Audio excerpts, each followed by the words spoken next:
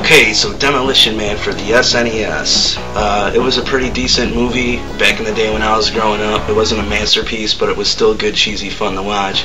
And as you can see from the title screen, everything looks pretty promising, so I gotta say I'm pretty excited to play this. So let's get into it. Send a maniac to catch one. Send a maniac to catch one. Alright, so you jump from the chopper and... Fuck, how do I get off this fucking thing? Alright, there we go. Okay, so you start off with the building that the movie starts in, so it looks pretty promising so far. The graphics are standard, you know, everything's cool. So, brief little history on what's going on here. You play as John Spartan, and no, not Master Chief John Spartan. He plays John Spartan, pretty much like a renegade cop, do whatever he wants type of deal. And he is after the maniacal and crazy Simon Phoenix, who is played by Wesley Snipes. And now, I know what you're thinking. This game looks like it can actually be pretty fun. But let me tell you something. This game is a bunch of bullshit, and it's just waiting to come out. And you will see that very, very soon. Look at, he throws grenades without even having them. Did you just see that? Whatever. Never mind. Okay, so... you fight your way through all of Simon's thugs, okay, and then you'll actually see Simon himself. There he is right there just laughing at you. So we gotta get this prick. Climb up here, alright, and we're gonna have that epic fight that they had in the movie, and that is definitely gonna be badass. You know the line, is it hot in here or is it just me? Well, let's see what happens. Alright, jump down here. Oops, alright, get down here. Alright, Simon, your ass is mine.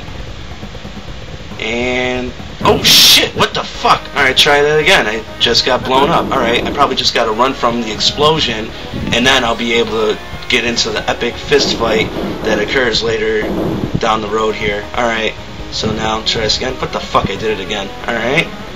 Alright, Simon, this time your ass is grass and I'm smoking it. Some explosions, that's cool. Alright, hey, what's going on here? He just jumped out of the building. Wait, what's going on? What the fuck? Where's my fight? What? It's already the future?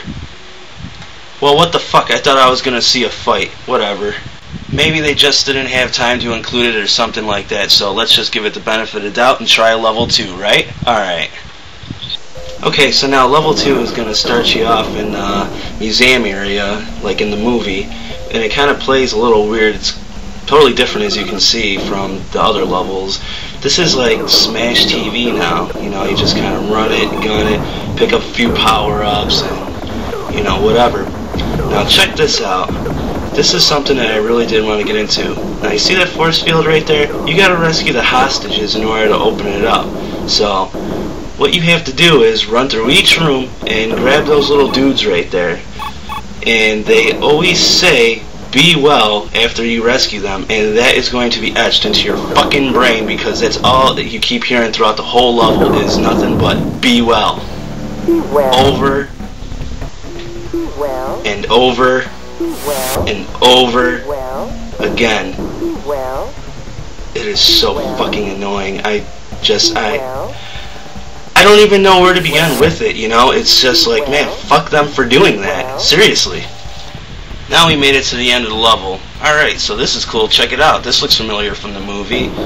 This is the part where you gotta shoot the light from the ceiling and break the glass so Phoenix will fall down and you can take your fight on the bottom of this section of the museum. However, this is not the fucking case here. Now notice that there's a health bar and Phoenix is almost dead right here, right? All you do, take him out, and the glass breaks for no reason. What the fuck is that? It makes no sense.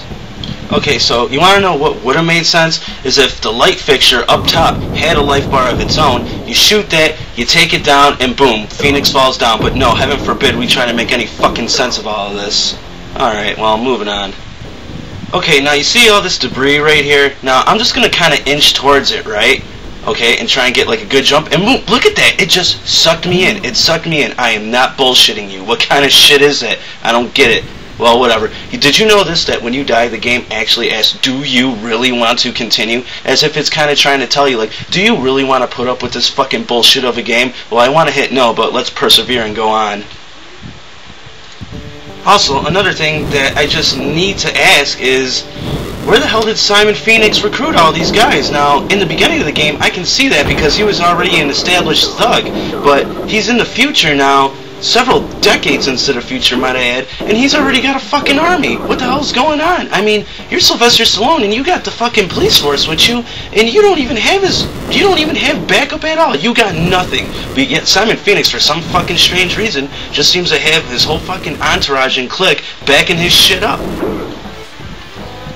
Okay, well, moving on, I want you to just note that this is, okay, just bear with me here, this is a museum still, just so you know. Okay, this is not the past, this isn't a flashback or anything, you are inside a museum. And do you just see how fucking dangerous this museum is? I mean, there's fucking fire spewing all over the place, there's barbed wire and debris all over this fucking place. I mean, who the hell is gonna run through this museum without getting fucking killed somehow? I mean, imagine you brought your kids to this museum, the little pricks would be dead.